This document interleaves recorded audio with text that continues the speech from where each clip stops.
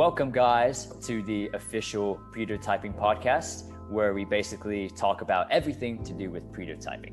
And so in this season, you will learn about different aspects of the methodology, hear from different pretotyping practitioners, and even see us try to make our own, all in the spirit of validating your idea with your own data. I'm Jonathan Sun. And I'm Robert Scrobe. Well, our next guest works at Walmart, but rather than as a cashier or meat packer, he's a senior manager at Walmart Facilities Maintenance. Prior to that, he was a program manager at Coplex, which is a corporate startup studio. A fun fact is that according to LinkedIn, he used to live in Dubai. Please welcome Daniel Rivenbark. Great to be speaking with you today, Jonathan. Thank you for the very kind introduction. I hope I can live up to it. No worries, man. My first question that I'm pretty curious about is how often do you shop at Walmart? That's an excellent question. I'd say that I end up there on a weekly or bi-weekly basis. And just given the current environment, I've kind of switched over to doing a little bit of e-commerce shopping as well. But I will admit, I do still find myself wandering the aisles here and there. I feel that. Would you call yourself more of like a Walmart loyalist, or like do you sometimes sneak around and like purchase stuff at like the competitors as well? You know, I'm very guilty of going to Whole Foods, so indirectly I am supporting Jeff Bezos on that front, but I like to bounce around. I enjoy Aldi's, Trader Joe's, a lot of different grocery stores. Depending on what I'm looking for, I'll find myself there. Sprouts as well. Sprouts is a very good shout. That was my favorite store when I used to live in the US. All right, Robert, let's kick off with the pretotyping questions. Sure. Daniel, you could define yourself as a risk coach. Let's start with that. What does that mean? Is in your capacity over there at Walmart, what does a risk coach typically do? Great question. Yeah, that self-description lends itself to how I think about product development and wanting to take on appropriate amounts of risks to go and validate whatever assumptions we have for the early stage product that we're dealing with. That's how I think about being a risk coach. And by the way, my 8-year-old son is in class right now. So every so often you'll hear him kind of bark. So he's not basically reacting to what you're talking about. He is basically going to be reacting to what his teacher is saying while he has his headphones on. So absolutely, fair warning, that'll be going on. I appreciate it. In what capacity are you allowed to manage risk within your position as a senior manager? Right now, I'm able to take on the role of the product owner or product manager for several different applications that we're working on within facilities. It allows me a lot of flexibility in defining what we're going after, what we're trying to solve, what problems we're tackling, how it's delivered. So within that, I'm able to take the approach that I would always want to take, which is using pretotypes in early stages to go and validate that there is a market for what we're trying to do. So this allows me, even as we talk about product, early stage versions of that can lend itself to being a physical deck, a clickable prototype, a well-executed conversation and discovery. Something that I'd like to comment on is that a lot of people in enterprise level environments are often critical of discovery. And I think that over the years, people executing on discovery poorly has lent itself to this reality where people are not very keen on having someone come in and ask them a bunch of needs finding questions. At the same time, I think that this has enabled me to step in and kind of illustrate to them the value behind doing it well and really going and understanding who you're building something for. And this has enabled me to get some good traction initially and build some good relationships with the end customers that I'm dealing with. And for both of your visibility, within Walmart, I'm servicing the technicians that service the supercenters. So I'm helping to tech enable a lot of their activities as they go to maintain the stores and assets within it. And Discovery has been a great vehicle for me better understanding what their world looks like and what a day in the life of a technician looks like. So how much of your work deals with that kind of exploratory research, and how does that influence the way you structure your pretotypes? Great question. As I came on in my first 90 days with Walmart, it was really important to me to really understand my end customer. So I spent a good deal of this time actually interviewing technicians. And for your visibility, we have people that are servicing refrigerated assets, and then we have general maintenance technicians. So I've divided them up into cohorts. I've also dealt with people that manage those groups, people that deal with the data that comes out of those people and their activities. So I really took a wide net here and really tried to take that user research approach as far as I could with as many different stakeholders to sort of provide myself a more well-rounded view of what I was dealing with. What's like a memorable prototype that memorable prototyping experiment that that you've done at Walmart, if you'd like to share? Absolutely. Using a clickable prototype early stage to go and validate how people think about various components of an application we were working on was very valuable. Understanding with even something as simple as the notification center in an application, what that really communicates to them. So with a lot of user research approaches, what I like to do is get the end user to think out loud, which requires a good deal of trust building up front, in all honesty, to get people to be that vulnerable and really express what they're thinking. But you want those reactions from people that are unfiltered. So this was a great vehicle and a good memorable prototyping experience where I was able to put stuff in front of them and get their initial knee-jerk reactions and ask them to do certain activities and navigate to get certain outcomes. And just seeing how they think about looking at a user interface and following their clicks as they understand what's on the other side of it was incredibly helpful for us identifying the gaps and where we could potentially enable them to have a better experience with that technology. And were you able to hit your XYZ hypothesis? Excellent question.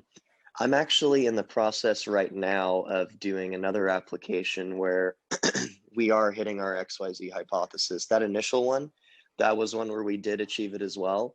It's been an interesting transition going into an enterprise level environment and seeing what is usually in my eyes, whenever I think of skin in the game, it's always been, are people willing to put dollars behind this? And while yes, you know, business stakeholders and leadership has to approve the budget for a lot of these projects, getting the actual end users who are often as employees not paying for a solution, having to shift my mindset to more of their skin in the game is now a time commitment. And that's how I think about it.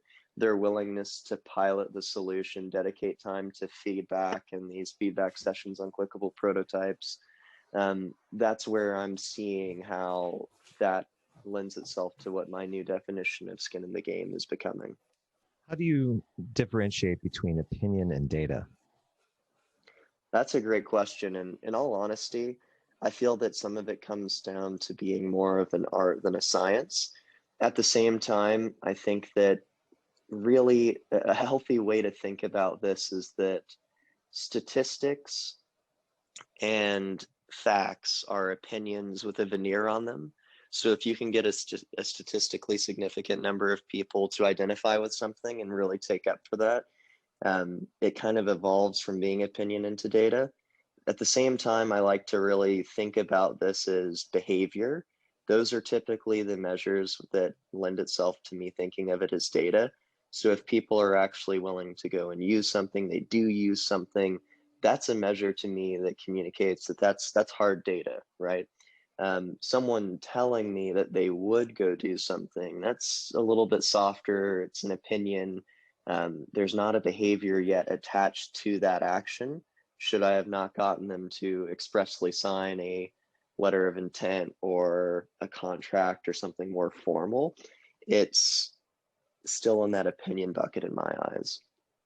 It's interesting you mentioned a lot of those things, right? You know, kind of differentiating between, you know, what opinion and skin in the game is, because, you know, sometimes I think, you know, the line can be blurred, kind of in between. And so sometimes, you know, we almost have to like take almost extra steps to, you know, try to figure out, you know, how to bridge the gap between, you know, kind of like, opinion and an actual skin in the game. With that being said, I'd like to shift the conversation slightly over to some of the work you've done with pretotyping with the previous accelerator that you worked with at Coplex, because some of the work you've done there is really, really intriguing, both to us and the listener as well. So tell us briefly about what you were able to do with pretotyping with Coplex. Absolutely. Pretotyping is a great vehicle to get early stage founders and people that are building their product chops to understand what their risks are and what we're ultimately trying to go prove. A lot of people get caught in the build trap, and this is a very easy thing to do. I too am guilty of this, where in the pursuit of perfection, it can be the enemy of the good. I see this in a lot of early stage founders where they become almost obsessed with product development instead of getting validation from a market that they actually need what they would like to build. So this was a great vehicle for unlocking that perspective in a lot of early stage founders, as well with working at an accelerator. If you think about the outcomes that we're looking for a lot of early stage businesses, it's getting them to be at the seed stage. That was our destination at that accelerator, was getting them to seed. With that, it's critically important that you have unit economics and revenue that justifies getting to that stage. So pretotyping was a great vehicle for us going and testing the market and understanding if there was an audience that was willing to pay for the solution. And with unit economics, for those that aren't familiar with what that means, typically we were looking at a ratio, and this ratio is customer acquisition cost, or CAC, to LTV, which is lifetime value of a customer. And the ratio at seed, that's as a product of speaking with people in the venture investing community. So these are angels, early stage investors, VCs, etc. They're looking for a 1-to-3 ratio there of CAC to LTV. So an example of that would be, if it cost me $15 to acquire someone as a customer, my lifetime value of that customer should be $45. And that communicates that 1-to-3 ratio. And this is putting early stage companies in a position to have a better quality conversation with investors, should you have those unit economics. So getting people to focus on that initially was critically important, getting them to understand that that's what we're out to prove. That's, the proof in the pudding, where the rubber meets the road. So pretotyping was a great vehicle for getting those outcomes. Great. And kind of going off of that, how do you think that the use of pretotyping can help both startups become more investment ready and investors to get much better deal flow? That's a great question. I'd say that it's hard to say that there's only one right way to do things. I have seen people that have taken a more aggressive route with product development and pursued an MVP to go and validate their assumptions. And it's much more of a luck game at that point, in my opinion. You can still get there. The destination is something that you can achieve. And, should you be in a financial position where technical debt is not a concern to you and you're okay going back and doing rework, you can still get there. Pretotyping, though, really takes a lot of the hard learnings and that technical debt out of the equation and enables a founder to really go and face the music. That's one of the hardest things, is that, as Alberto mentions, a lot of people fall in love with their own idea and the solution, and some of them it's a miss on whether or not they're actually solving a real problem for people. And this can be a good vehicle for you really understanding if you need to make some serious adjustments to the business model, to the product that you want to build, the problem that you're pursuing. So this is a really safe and healthy way to go and pursue that information and to really get the validation that you need. So that's how I think about pretotyping within that space.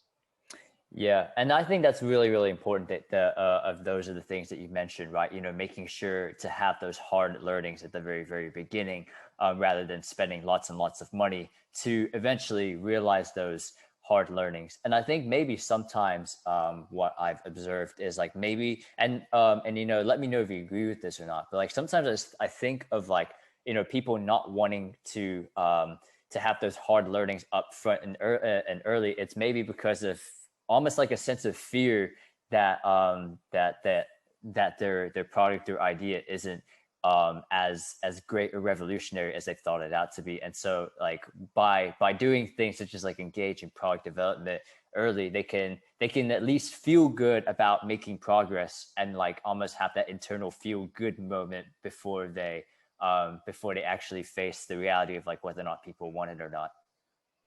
Absolutely. And that reminds me of a mindset that you'll encounter a lot with early stage founders, where a lot of people assume that everything that they do and build needs to be tailored at scale or ready to scale. And getting over that mindset can be a little bit difficult, where it's easy to think about, you know, what you're going to need when you have 100 customers or 1,000 people using whatever you're building. And a lot of people struggle with the reality that what we're really trying to do in those early stages is going from 0 to 1, right? I'm really trying to validate this on a single basis. And I think as well, it's a mindset where people are fearful of really thinking about those early customers or potentials as statistics. And it's something you have to kind of emotionally disconnect from and really be objective about, where these people are a vehicle for you validating that you're onto something, and it's okay to fail. You know, failure is the father of success, and often he comes first. Um, so changing that mindset and unlocking that with people and getting them to understand that it's okay to go get really harsh feedback and have people tell you that they don't identify with what you're doing or they don't like what you're doing. Um, this is just a part of the process. And like you mentioned, getting this feedback as early as you can is going to get you expressly to the outcomes that you do want. So just thinking like that's a good first step. Exactly. And it's crazy because I think out of all the people that I've helped prototype so far, I think quite a few of them, you know, they have like their XYZ hypothesis and everything. And then they return back with like their first set of experiments. And not only did they miss their XYZ hypothesis, but they get nobody to give them skin in the game.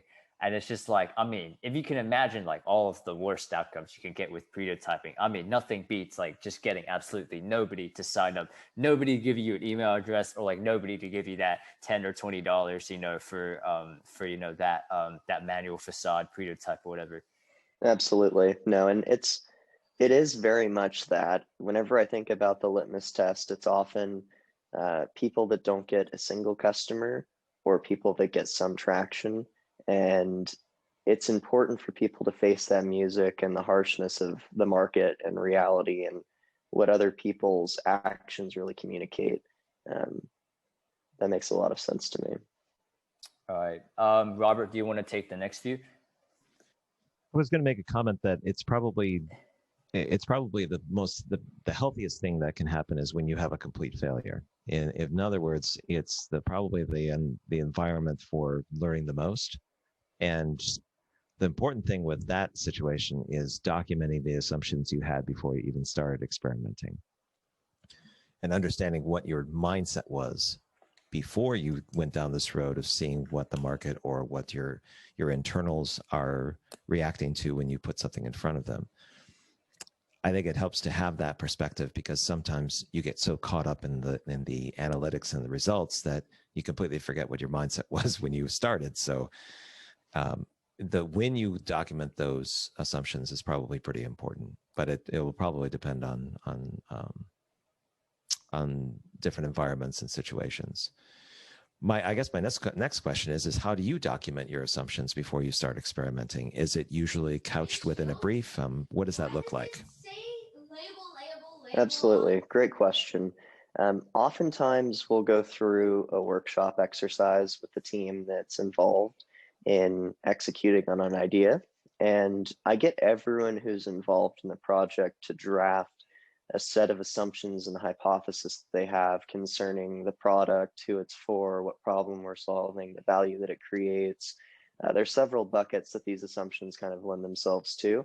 And once we've got a really large laundry list, we actually go through a stack ranking and prioritization exercise to better understand what are our core underlying assumptions, what is really make or break for what we're doing, and what's more stuff that's down the line. You know, we're not yet to that bridge, it's not yet to be crossed. And really getting people to understand what's going to make or break our vision and what we're trying to do. That's usually a good first routine. And these assumptions, they can lend themselves to finding a home in a deck that we utilize for the workshop, or it can actually be in the brief, or however you're documenting it. But as you mentioned, it's critically important that we're looking at those and revisiting them after we've executed on the experiment to really understand, like you said, where was our mind at? What were we believing that turned out to not be true? And as I think about these assumptions, I often, it's an ironic situation, but I find it really interesting whenever you go out in the market and you end up validating a lot of assumptions out of the gate and you get good traction. It makes me very cautious and careful footed that there's something we still don't know yet, because I'm so used to that environment of getting harsh feedback and realizing that we were wrong about things. So that self-doubt is something that I think that founders in general need to just invite into their lives and keep as a constant, because it keeps you very careful footed and you don't get too big for your shoes. So how would you recommend someone navigate the political risk involved with pretotyping? In terms of ethics, or what kind of political risks are you thinking about? Ethics and taking risks overall. If you're introducing the idea that you're going to test the marketplace with an idea, a concept, a feature, how do Yes, you make that palpable for the people that you report to? absolutely. I'd say that the way that I navigate this is that, again, I bring people into the conversation and let them know that I have full confidence that it is physically possible for us to build anything that we solicit or go and validate with an end market. And given that you're typically dealing with an intimate cohort initially, again, we're thinking of these people as statistics. You're often not blasting this out to millions of people at a time. It's not national.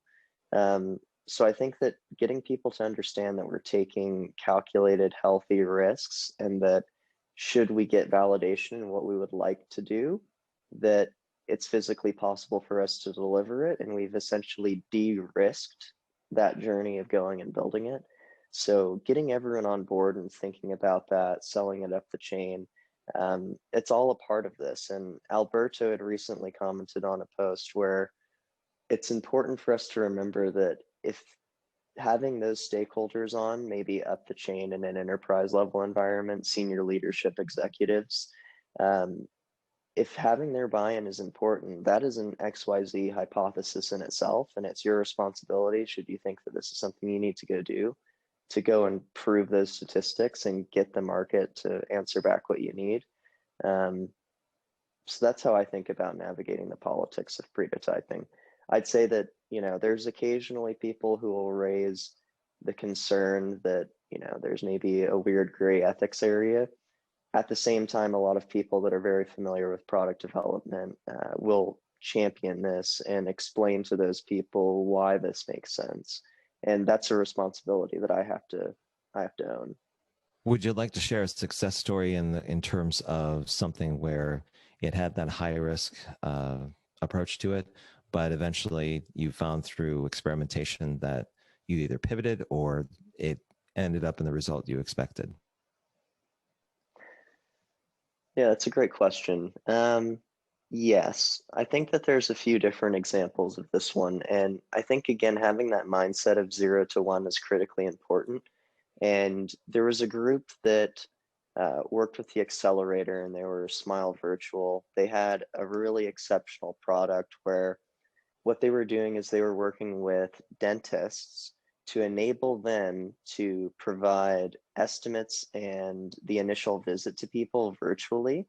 And what this enabled them to do is get the market to submit a selfie of their smile, and then a doctor would then, or a dentist rather, would respond with a short video clip commenting on their smile and what recommendations he has for procedures, how much it would cost, and ultimately just having that dialogue with them around what's the priority that he would recommend to them that they pursue to get the outcomes they're looking for.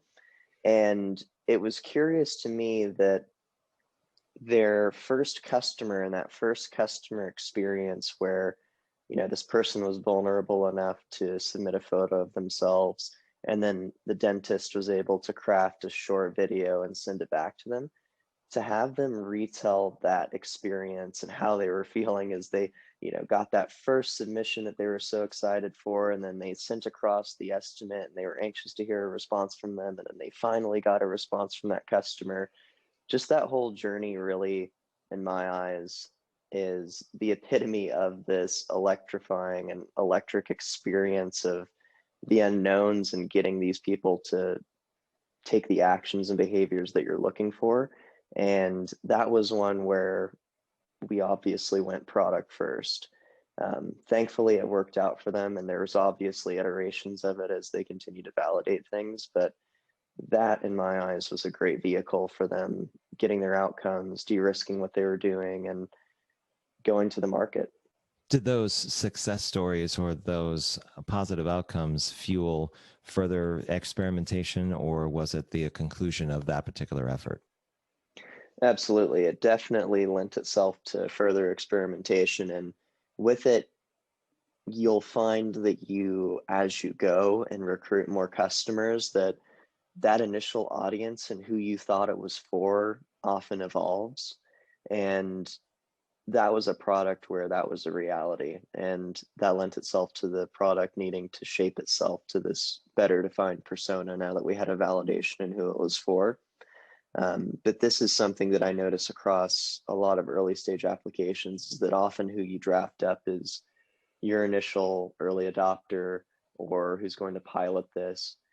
It ends up being a little bit different than we anticipated, similar to how you treat an assumption stack ranking exercise and then going back and measuring against that. Oftentimes that outline of a person that you've created for who is this product for ends up being incorrect or different from what you had initially anticipated. For people that are just starting out with pretotyping, that are looking to, they've read Alberto's book, maybe they've gone to the pretotyping Slack that Leslie Berry has through Exponentially. What would you say are some, like, the top 3 tips or starting points you would tell anyone that would be interested in getting involved with pretotyping? It's a great question. I'm really big into the startup realm's content and the whole ecosystem. I'd say that a good place to start might be these communities that you've listed.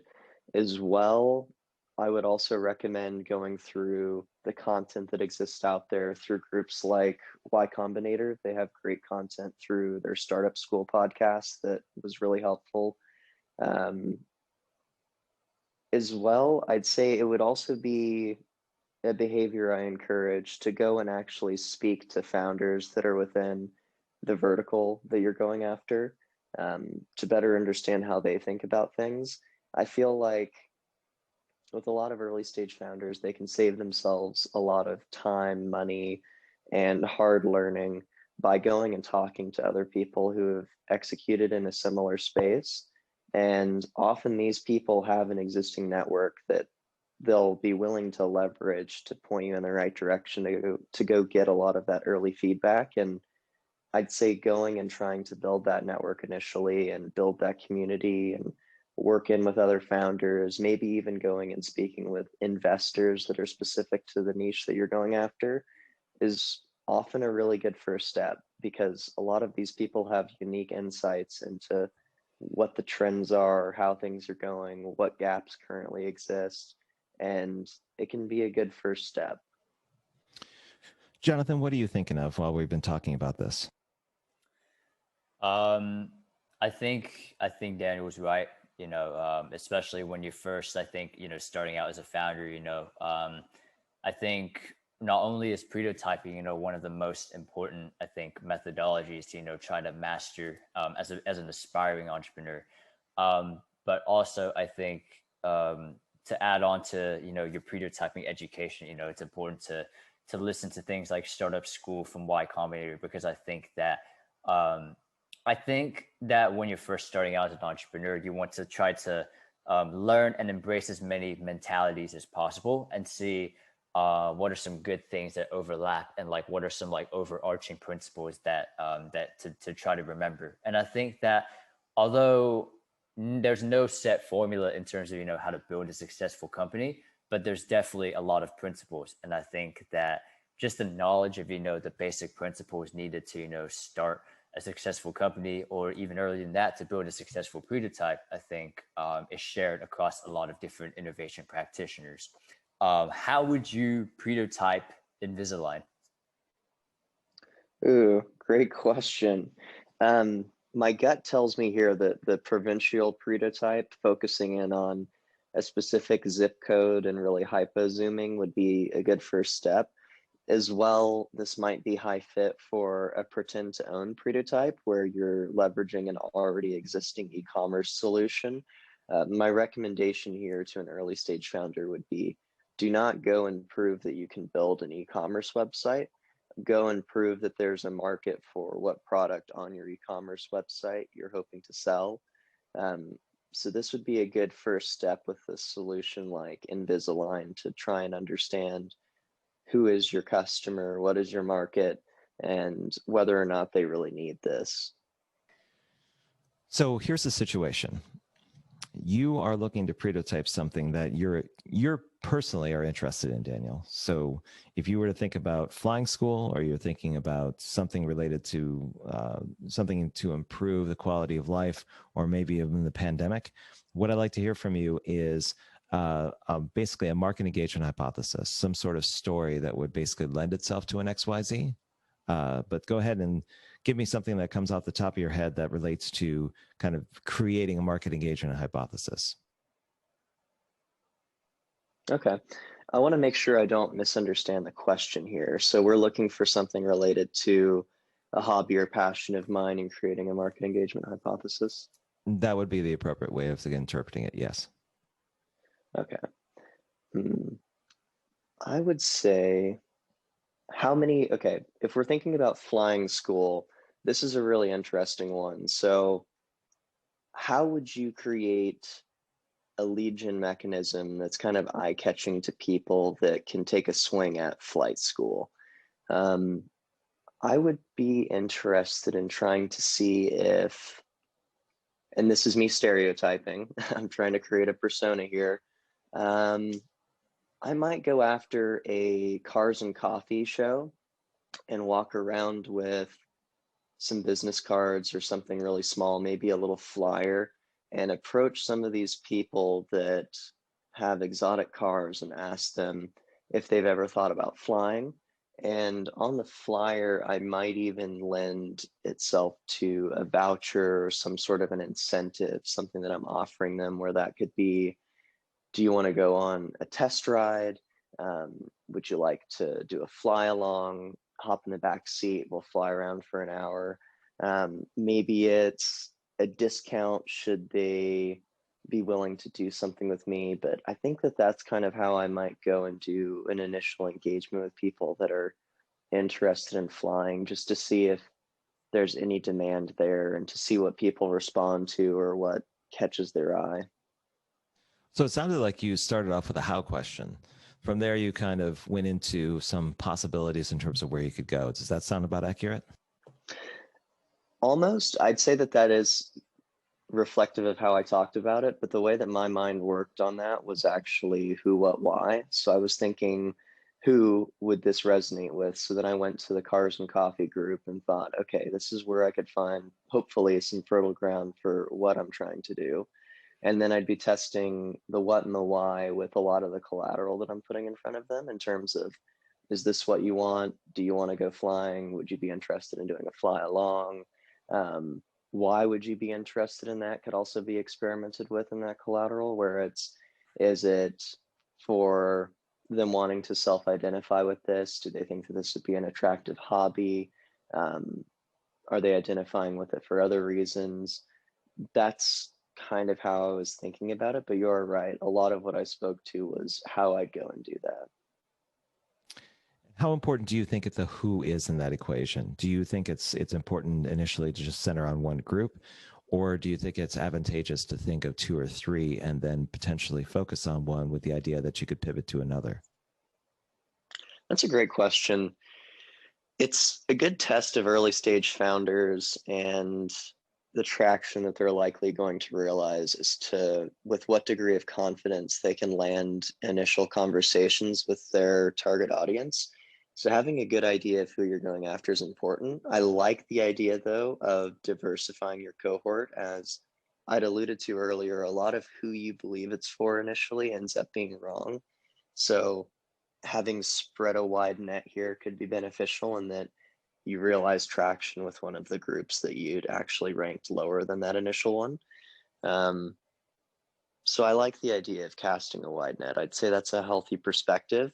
But having a very good network initially to get you that initial traction or even the referrals to who you want to speak to is typically critically important. One last question. Do you think it's important to have someone in your professional or personal network that fits the profile of the person you're trying to market to with your pretotype?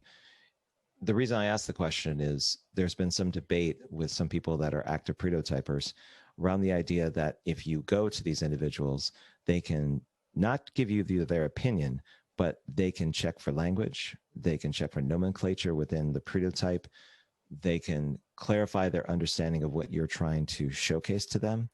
But what's been your approach? What have you historically done? Have you looked at kind of wide groups, or have you kind of done a combo where you've gone after a couple of people to clarify intent and understanding? Great question. I'd say it does realize itself historically in a combo. And I would like to caution people with this, where it's good to go get feedback from these people within your own network, like you said, to adjust a lot of your rhetoric, your UX content design, and how you're speaking to people, and a lot of the finer tuning. At the same time, you have to be careful, and I leave this to the entrepreneur to understand if this person is giving them really genuine and honest feedback. An unfortunate situation here, and I think that the mom test is another great book that speaks to this reality, is that, you know, should you go and speak to someone who knows you pretty well, a lot of these people are often inclined to give you what you want to hear rather than what they honestly feel. So you kind of have to do a balancing act there and recognize if these people that you're approaching in your network are giving you genuine and honest feedback as if they were someone who would genuinely pay for this, or if they're more so continuing to push you down this path as they see that this is something that you're passionate about. And in the end of the day, I think everyone wants to see people go and pursue stuff that they're passionate about. And you have to be very careful there. So there's a little bit of a balancing act. Yeah, I agree. You have to end. Some people really want to either be apologists or they really want to encourage you to go in a certain direction, where you have to really clarify then and couch that conversation that it's really about understanding. Do you understand what is being presented to you? And then not necessarily what they would decide to do, but just to clarify the intent of things. So, and especially if you do a wide range of different people. So you could ask a designer who may have some thoughts about how the text and graphics come together, all the way to someone who is a marketer who's going to look at this from the perspective of how the language and the copy is going to work. Absolutely. No, that's well said. Great. For me, I just have one last question as well, and it was a debate that Robert and I had yesterday. But which state of America do you think has the highest obesity rate? Ooh, that is an excellent question. It's kind of funny that you talk about this. This is a conversation that I've been having with a lot of people. And we were talking about the obesity rate in America as a product of COVID. And unfortunately, what we've seen is, I believe, if I remember the statistics correctly, it was 31% the year before. And now we're hovering around 42% of people in the United States are obese by the measure of BMI. And I want to say it's a BMI of 30. Um, that is a really interesting statistic. So I'd say that looking at America as a total, you've got pretty fertile ground just about everywhere. But given that I know that obesity has a high correlation to heart health and also deaths as a product of heart health, my intuition tells me it's somewhere in the Southeast. If I had to put a specific state on it, and I've done a good deal of traveling across the US, I've actually had the opportunity to drive my pickup truck to every state in the lower 48. And I would say it might be a state like Mississippi or Alabama. And I say that too as someone who has very much enjoyed spending time in those states, but that might be somewhere where I pin down there being a obesity problem or a higher rate than other places. All right, Robert, what was the actual number one? Oh, from yesterday? I believe it was Mississippi. That was the number one rate. I'm sorry, I missed what which particular state did you say? I said Mississippi and Alabama. So I managed to get that. That was luck. I want to be very clear with everyone. Good job. Good job. Okay. Yep, and Alabama was 7th, I believe. Wow. How about that? Surprised they weren't second. I wasn't anticipate them being second. Absolutely. Oh, no, I meant 7th. So Alabama was 7th and Mississippi was, it was first. 41% of the people in the state are obese. That's a lot. That is a whole lot in every respect, I think. Yes. You should go pretotype you should go pretotype like weight loss pills in like Mississippi. That'd be like the perfect pretotype.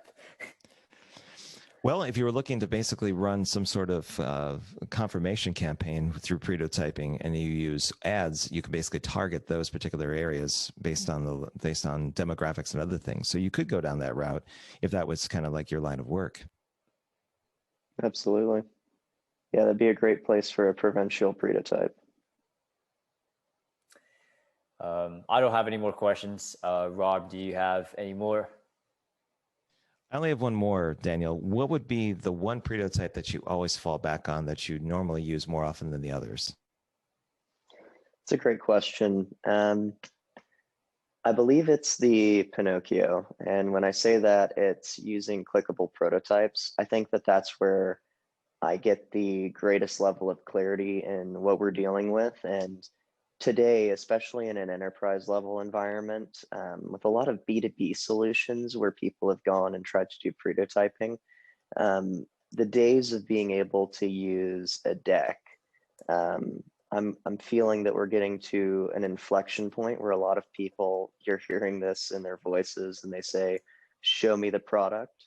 And it's critically important that you've got something that you can walk them through. So a clickable prototype is something that I often default to, as I feel like it really elevates the quality of conversation. People have a better understanding of what they're getting into. And again, you can get people to think out loud. So that's one that I find myself going to more and more.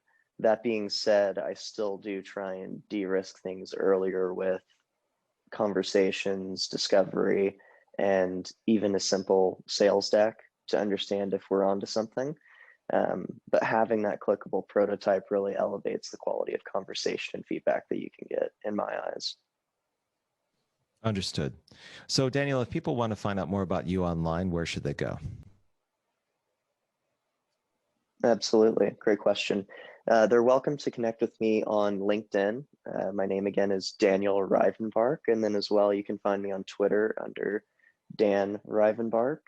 And I'd be happy to connect with people and talk to them about what they're working on and bounce some ideas around. So feel free to reach out. And it's been a joy speaking with you both today. I appreciate your patience with my responses, and I enjoyed all of the questions. Yeah, thanks a bunch for being on, Daniel. It was awesome, hearing your perspectives on just prototyping and your experiences with Walmart and Coplex in general.